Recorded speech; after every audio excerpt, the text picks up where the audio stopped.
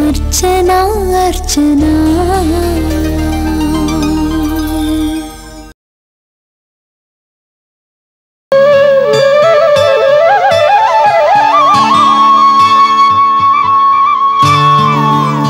చిన్ను ఏంటి నాన్నా?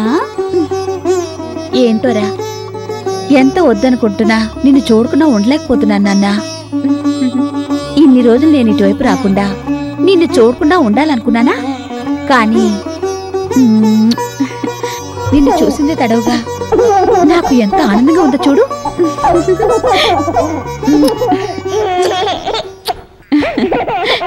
ఏంటి నాన్నా? చిన్ని తండ్రి, నీకేం కావాలి నాన్నా? నీకేం కావాలో చెప్పు. ఏంటి నాన్నా? ఏంటి చూస్తున్నావు? ఏంటన్నా? ఎవరు నువ్వు? నా బాబు నేను చేస్తున్నా? ఏంటక్క, ఏమైంది? భూమిక, నువ్వా? నేనెవరో అనుకుని భయపడిపోయానమ్మా.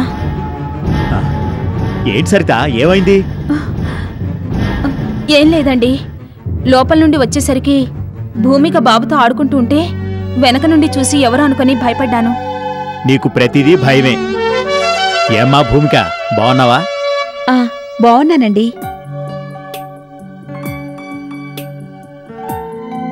నువ్వేంటక్క అంత భయపడిపోయావు? ఏ చిన్నుగాడిని నేనేమైనా ఎత్తుకుపోతా అనుకున్నావా? నువ్వు తీసుకెళ్తావని కాదమ్మా, తల్లిని అంటూ ఒక ఆవిడొచ్చింది. మళ్ళీ ఆవిడగాని వచ్చిందేమోనని. తల్లా? ఆవిడెవరు? అయ్యో, ఈ మధ్య చాలా చాలా జరిగాయిలే, అవన్నీ నీకు తెలీదు కదూ. చాలా చాలా అంటే ఏం జరిగాయక్క? ఏమని చెప్పమంటావమ్మా నా బాధలు? మొట్టమొదట అదిగో ఆయనతో మొదలైంది. ప్రేమని పెంచుకోకు, బాబును కన్నవాళ్ళొస్తే నువ్వేం చేస్తావు, అది ఇది అంటూ ఆరంభించారు. ఆయన అన్నట్లే ఒకరోజు ఆశ్రమం నుంచి ఒక ఆవిడొచ్చింది, ఇంకో రోజు ఇంకొక ఆవిడొచ్చింది. తీరా చూస్తే ఆవిడే బాబును కన్నతల్లి అని బాబునిచ్చేయమంటున్నారు మావారు. బాబునివ్వడవా? అసలెవరు ఆవిడ? ఆయన బిడ్డను వదిలేసినప్పుడు లేని ప్రేమ తర్వాత పుట్టుకొచ్చిందా దానికి? నేను అదే అన్నాన్రా. ఇప్పుడంటే ఆయన కొంచెం ఇదిగా ఉన్నారు గాని, అమ్మో అంతకు ముందైతేనా బాబునిచ్చేయమన్న ధ్యాసలోనే ఉన్నారు తెలుసా. నా కన్నయ్యని నేనెలా ఇస్తాను?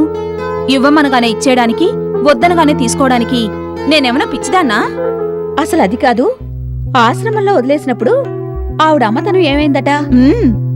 ఆ తర్వాత ఎప్పుడో మనం మమకారం పెంచుకున్నప్పుడు మన దగ్గరికి రావడమేంటి? అసలు సిగ్గుంది ఆవిడికి? నేనుండాల్సింది ఒక ఉతుకు ఉతికేదాన్ని. బాగా చెప్పావు. నిజంగా దాన్ని తలుచుకుంటేనే నాకు కడుపు మండిపోతాం తెలుసా. పోనీ నువ్వేదో ఓ పూట బాబును అలా తీసుకెళ్లావు అంటే దానికో అర్థం ఉంది. ఎందుకంటే నువ్వు బాబుకి పాలిచ్చావు కనుక. అవునవును, కనీసం నాకు ఆ మాత్రం అనుబంధం అన్నా ఉంది. హలో, నా పేరు పూర్ణిమ. లాయర్ గారున్నారా? దొంగమొహందని. ఎవరక్క? ఇంకెవరు? అదే ఆ మహమ్మారి. ఏది ఇటీవు, నేను మాట్లాడతాను. ఎవరే నువ్వు? నీకసలు బుద్ధుందా? సిగ్గులేదంట నీకు? పిల్లాన్ని వదిలేసినప్పుడు నీకు ప్రేమాభిమానాలు గుర్తుకు రాలేదా? ఇప్పుడు మా అక్కేదో అనురాగం పెంచుకుని బాబే తన ప్రాణం అనుకుంటుంటే నువ్వేదో వచ్చి చాలా అల్లరి చేస్తున్నావట. ఏంటి నీ సంగతి? నువ్వెవరు? నేనెవరైతే నీకెందుకే? నేనడిగిన దానికి సమాధానం చెప్పు ముందు. హలో మేడం, మీకు సమాధానం చెప్పటం కాదు, నేనడిగిన దానికి నువ్వు సమాధానం చెప్పు. బిడ్డను పెంచుకున్న దాని గురించి నువ్వు ఒత్తాసు పలుకుతున్నావు. మరి కన్నవాళ్ల ప్రేమ ఎలా ఉంటుందో నీకు తెలుసా? నువ్వు ఏ పాపనో బాబునో కని వాళ్ళ కనిపించకపోతే అప్పుడు నువ్వు పడే వేదన ఎలా ఉంటుందో ఒక్కసారి ఊహించుకో. నోరుండగానే సరిపోదు, ఏదైనా మాట్లాడే ముందు వెనక ముందు ఆలోచించి మాట్లాడు. హలో మేడం, మీకు పెళ్ళైందో లేదో నాకు తెలీదు, కానీ ఒక్క మాట, నవమాసాలు మోసి బిడ్డను కన్నా ఆ తల్లి ప్రేమ గురించి, ఆ బిడ్డ దూరం అయినప్పుడు పడే బాధ గురించి కనీసం ఎవరినైనా అడిగి తెలుసుకోండి.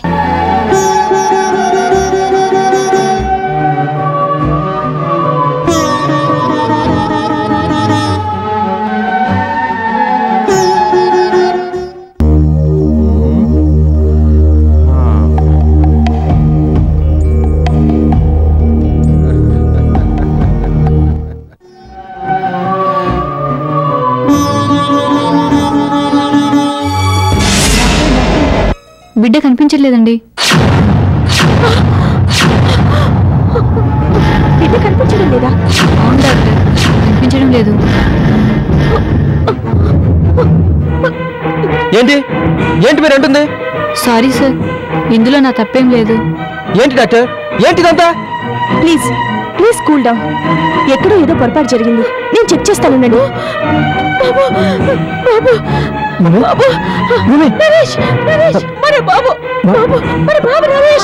మన బాబుకేం కాదు, మన బాబుకేం కాదు. ప్లీజ్ మన బాబు ఎక్కడికి పోదు. ఊరుకో భూమి, ప్లీజ్ భూమి, ప్లీజ్ బాబుకేం కాదు.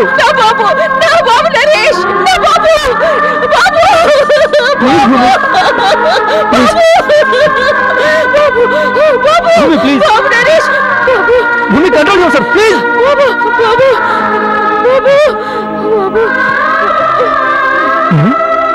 భూమి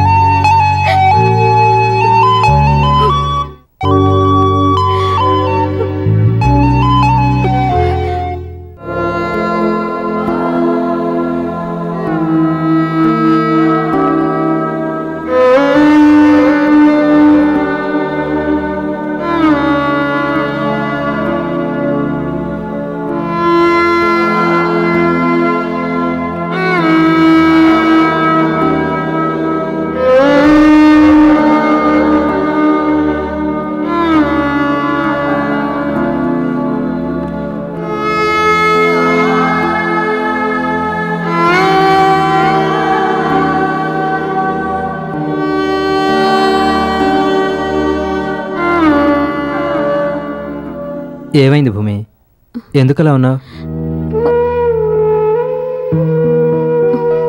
ఎక్కడికి వెళ్ళి వచ్చావు? ఏం జరిగింది భూమి, నిజం చెప్పు. బాబుని చూసొద్దామని వెళ్ళాను. ఏంటి, ఆ లాయర్ గారి దగ్గరికేనా? అవును. మళ్ళీ ఏమైనా గొడవ జరిగిందా? చెప్పు భూమి, ఆవిడ గారు ఏమైనా అందా? ఎందుకనరు? వాళ్ళు ఏదో ప్రేమగా పెంచుకున్న పిల్లాడు, వాడిని చూసి నువ్వు మనబాబులా ఊహించుకొని అతిగా ప్రవర్తిస్తే ఏమైనా అంటారు అనుకుంటారు. నువ్వు వెళ్ళి బాబుని చూడటంలో తప్పేం లేదు, కానీ లేని మన బాబు మీద మమకారం వాళ్ళ పిల్లాడి మీద చూపించినప్పుడే లేనిపోని ఇబ్బందులు ఎదురవుతాయి. అనవసరంగా నువ్వు అక్కడికి వెళ్ళటం ఎందుకు? వాళ్ళతో మాటలనిపించుకొని ఇలా బాధపడటం ఎందుకు? వాళ్ళేం అనలేదు నరేష్. మరి బాబు తల్లినని ఎవరో ఒక ఆవిడ వచ్చిందట.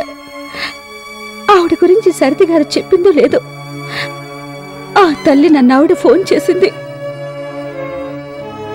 ఆ బాబు కన్నతల్లి వచ్చిందా? అవును. ఆవిడ ఫోన్లో అన్న మాటలు వింటుంటే. ఏమంది భూమి, ఆవిడేమంది? ఒకసారి వదిలేసి వెళ్ళిన బిడ్డని మళ్ళీ తీసుకెళ్ళడానికి నీ మనసులో ఒప్పిందని అడిగితే. అడిగితే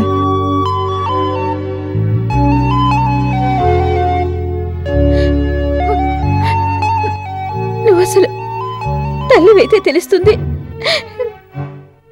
బిడ్డ దూరం అయితే కలిగే బాధ ఏంటో అని. ఆవిడ ఎన్నెన్ని మాటలందో తెలుసా? దూరమైన నా బిడ్డని నేను కోరుకోవడంలో తప్పే ఉందన్న మాటని ఆవిడ ఎంత భయంకరంగా మాట్లాడిందో తెలుసా? నేనేదో గొడ్రాలు అయినట్టు, అక్కడికి ఆవిడే పిల్లల్ని కన్నట్టు.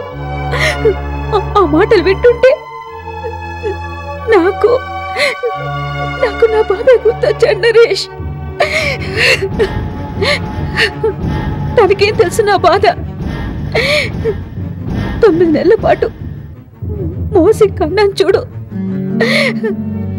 ఆ బాధ ఏంటో, ఆ బాధలోని తీయదనమేంటో, ఆ మాతృత్వపు రుచేంటో నాకు తెలుసు.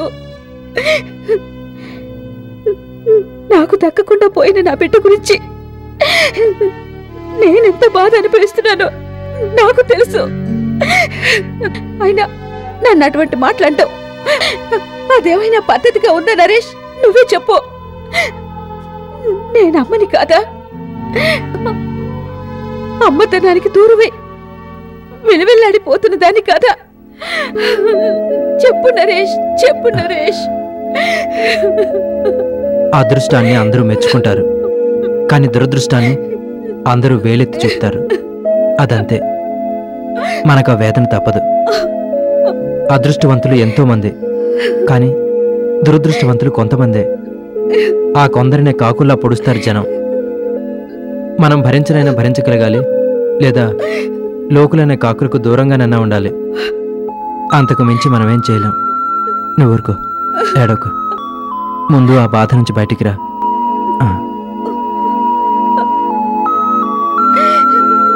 ఊరుకో. పద.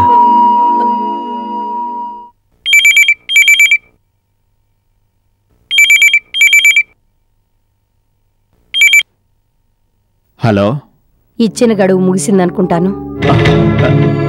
అది అది అదే ఆ నసుకుడు వ్యవహారం అంటేనే నాకు నచ్చదు. మాట తప్పే వాళ్ళంటే నాకు మహామంటారు, నీకు తెలుసు కదా. అయినా నువ్వు ఇన్ని నాటకాలు ఆడుతున్నావు అంటే నిన్నేం చెయ్యాలో నాకు అర్థం కావడం లేదు. ప్లీజ్ నన్ను అర్థం చేసుకో పూర్ణిమ. సరిత బాబుని వదిలేయడం అన్న మాటకే భయంతో వణికిపోతోంది. అదే గనక బాబుని నిజంగానే తన నుంచి దూరం చేస్తే ఇంకేమవుతుందో నువ్వే ఆలోచించు. అవన్నీ నాకు అవసరమా? నేనేమి నీ సొంత సొమ్మిమ్మని అడగడం లేదే. నా కొడుకుని నేను అడుగుతున్నాను. అయినా నువ్వు నా మాట వింటం లేదు అంటే అది కాదు పూర్ణిమ, నువ్వు కన్న కొడుకుని మా బిడ్డ అని మేము అనడం లేదు. కానీ అనుకోని పరిస్థితుల్లో మా దగ్గరికొచ్చి మా మనసుల్ని ఆకట్టుకున్న ఆ పసివాడిని దూరం చేసుకోవాలంటే గుండెని పట్టి పిండేసినంత బాధగా ఉంది. అయినా నువ్వేం అనుకోనంటే నేనొక మాట చెప్తాను. ఏంటది? నీకు నీ కొడుకే ముఖ్యం, కాదనను. కానీ పసివాడి మనసుని కష్టపెట్టకూడదు కదా. అంటే ఇన్ని రోజుల సాంగత్యంలో బాబుకు కూడా మేమంటే ఓ మమకారం పెరిగింది. కావాలంటే నువ్వే వచ్చి చూడు. నువ్వు, నేను, సరిత బాబు ముందు కూర్చుంటే వాడు మా దగ్గరికే వస్తాడు, కానీ నీ దగ్గరికి రాడు. అటువంటి వాణ్ణి బలవంతంగా నువ్వు లాక్కెళ్తే గొక్కపట్టి వాడు ఎంతగా ఏడుస్తాడో, వాడి గుండె లోతుల్లో ఎటువంటి వెలితి ఏర్పడుతుందో ఇవన్నీ ఆలోచించు.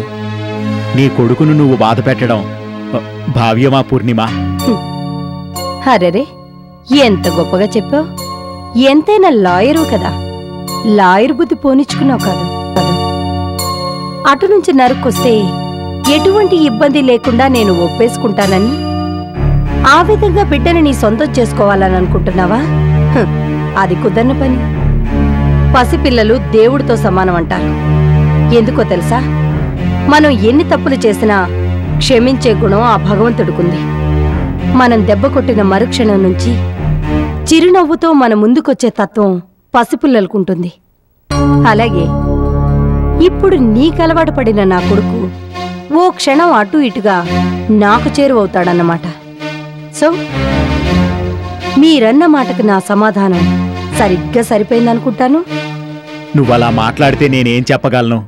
పోనీ నా సరిత కోసమే నేను ఇన్ని తిప్పలు పడుతున్నానని నువ్వు అనుకుంటున్నావేమో. నిజానికి నేను కూడా బాబునొదిలి ఒక్క క్షణం కూడా ఉండలేని పరిస్థితిలో ఉన్నానంటే నమ్ము.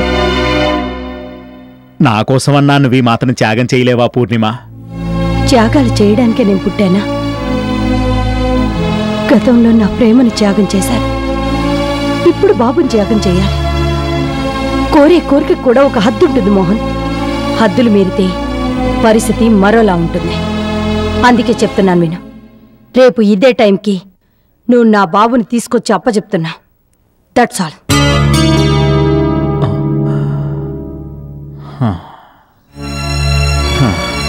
ఎన్ని రకాలుగా చెప్పినా నువ్వు నా మాట వినవు. ఏం చేద్దాం? ఇక అంతకంటే మరో మార్గం కనిపించడం లేదు.